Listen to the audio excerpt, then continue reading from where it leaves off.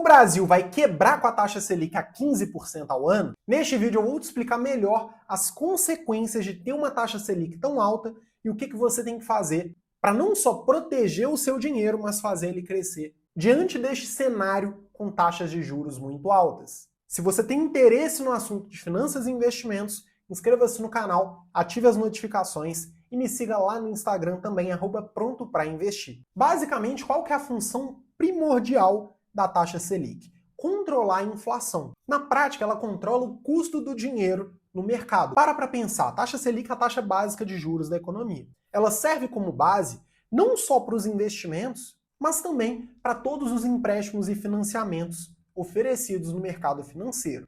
De forma que, quando a taxa Selic está alta, estes empréstimos e financiamentos ficam mais caros. Vamos supor que você queira, por exemplo, fazer um financiamento imobiliário para comprar a sua casa própria.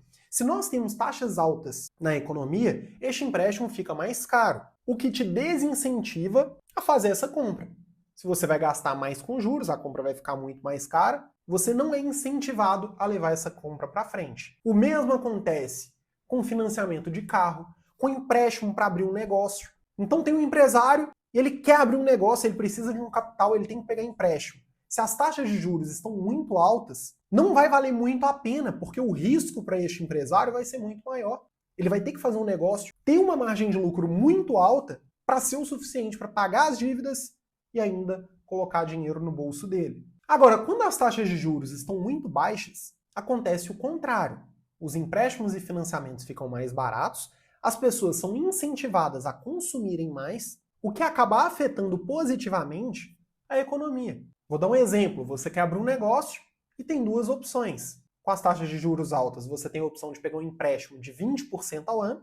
Com as taxas de juros baixas, você pode pegar este mesmo empréstimo a 10% por ano. Quando as taxas estão baixas, as pessoas são incentivadas a consumirem mais, a tomarem empréstimos. E outro ponto, muita gente acaba pensando assim, né? A renda fixa está pagando muito pouco, então é melhor gastar do que guardar o dinheiro, já que eu não vou ter tanto retorno. O que é um pensamento errado, mas é o que de fato acontece. Já quando as taxas de juros estão altas, até a poupança, por exemplo, passa a pagar mais. É óbvio que a poupança rende muito pouco, você não deve deixar nenhum real lá, mas a população, de forma geral, não tem conhecimento sobre investimentos, não sabe o que fazer com o dinheiro, e se vê a poupança rendendo um pouco mais, essas pessoas são incentivadas a guardarem dinheiro e a pararem de consumir. Ou seja, taxa de juros alta, a inflação tende a ser controlada. Taxa de juros baixa, a população tende a gastar mais e aquecer mais a economia. É por isso que países desenvolvidos normalmente vão ter taxas de juros muito menores do que países como o Brasil. O custo do dinheiro lá é menor, a inflação é muito mais controlada. Eu lembro quando eu morei nos Estados Unidos, você entra numa loja que tem um monte de coisa lá de $1, por exemplo. É lógico que depois da pandemia a inflação lá teve um aumento também, mas ainda assim, a inflação nos Estados Unidos ela cresce de forma muito menos acelerada do que aqui no Brasil. Quando eu era criança, eu lembro de um monte de lojão de R$1, né? Você ia na loja com R$1 e conseguia comprar um monte de coisa. Hoje em dia, R$1 não dá para comprar nada. É por isso que o governo ele tende a ir criando notas cada vez maiores. Hoje, por exemplo, nós temos a nota de R$200, coisa que há algum tempo não tinha. Por quê? O dinheiro valia mais, você não precisava ter uma nota de R$200, por exemplo. A gente viajou para a Argentina no final do ano passado para ver o Galo na final da Libertadores, meu time perdeu. E assusta muito você observar o peso argentino não tendo valor nenhum. Você vai no supermercado, você tem que levar 100 mil pesos, 200 mil pesos, 300 mil pesos. Uma moeda que já foi muito próxima, se não de 1 para 1 com o real. Ou seja, o ideal seria a gente ter uma inflação baixa, muito controlada, taxa de juros na economia baixa também, muito controlada, para o país se desenvolver e a vida de todo mundo melhorar. Mas não é isso que acontece normalmente no Brasil. A boa notícia é que a taxa Selic não tende a ficar neste patamar de 15% ao ano por muito tempo. A tendência é que ela caia nos próximos meses. Eu sei que eu tive que ser um pouco apelativo aqui no título para te trazer aqui, falando sobre o Brasil falir, Brasil quebrar, mas o Brasil está muito longe disso, tá? Arthur, beleza, agora que você deu um panorama melhor sobre como se dá o funcionamento dessas taxas, explica mais sobre como investir quando as taxas de juros estão altas ou baixas. O que você precisa entender? Nós temos que dividir os investimentos entre renda fixa e renda variável. A renda fixa vai servir para dois tipos de objetivos. Primeiro, reserva de emergência, que é aquele dinheiro que você vai deixar investido para te proteger de qualquer eventualidade, qualquer coisa que acontecer. Você tem que ter um dinheiro investido para se proteger de alguma emergência. Você vai construir a reserva de emergência no Tesouro Selic, que é uma das opções do Tesouro Direto. Independente da taxa Selic, pode estar 2% ao ano, não importa, você vai deixar sua reserva no Tesouro Selic. A renda fixa vai servir também para objetivos de prazos definidos. Por exemplo, trocar de carro, fazer uma reforma, fazer uma viagem, comprar algum bem. Sempre que você quiser investir para um objetivo específico, você precisa usar a renda fixa. Só que aqui não vai fazer sentido mais utilizar o Tesouro Selic, porque ele só serve para você ter liquidez diária, que é a possibilidade de pegar o dinheiro de volta a qualquer momento. Para prazos maiores, você consegue ter um potencial de retorno maior.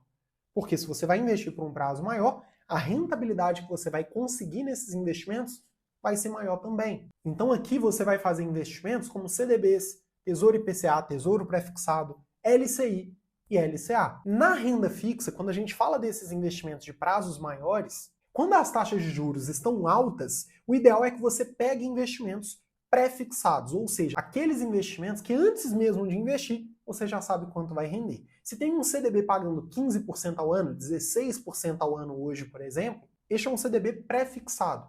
Você já sabe a exata taxa de juros que vai render o seu dinheiro antes mesmo de investir. Quando as taxas de juros estão baixas, o ideal é que você faça investimentos que vão te proteger da inflação. Porque se as taxas de juros estão baixas, provavelmente a inflação está baixa também. Então você tem que se proteger deste possível aumento da inflação, porque a taxa de juros só depois tende a subir para controlar ela. Então, com as taxas altas, renda fixa, investimentos pré-fixados. Com as taxas baixas, renda fixa, investimentos atrelados à inflação para te proteger deste possível aumento da inflação. Arthur, e quanto à renda variável, fundos imobiliários e ações?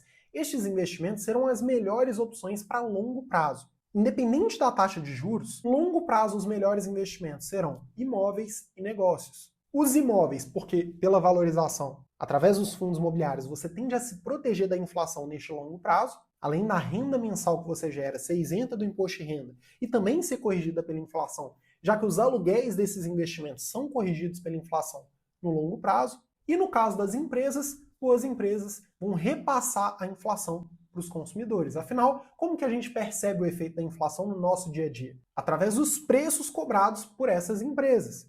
Então, quando você investe em boas empresas, elas tendem a crescer também acima da inflação no longo prazo, independente da taxa Selic estar alta ou não. No curto prazo, quando há um movimento de alta da taxa Selic, naturalmente esses investimentos de renda variável tendem a ter uma queda no curto prazo. Muita gente acaba vendendo esses investimentos para investir na renda fixa, porque pensam em ter um retorno mais seguro, já que a renda fixa está pagando mais. Na minha opinião, isso não faz sentido. Afinal, se tem muita gente se desfazendo desses investimentos, o preço desses investimentos naturalmente tende a cair e você consegue comprar mais cotas de fundos imobiliários e mais ações com menos dinheiro. No longo prazo, isso pode gerar, sim, um potencial de valorização maior. É óbvio que com a taxa Selic alta, o risco das empresas tende a subir também. Foi o que eu te falei, o custo do dinheiro fica maior. É mais difícil um projeto de determinado negócio dar certo quando a taxa de juros está muito alta. Afinal, ele tem que ter um retorno bem acima disso. Se fosse para ganhar Selic, ele botava o dinheiro todo na taxa Selic e todo mundo ganhava Selic, beleza.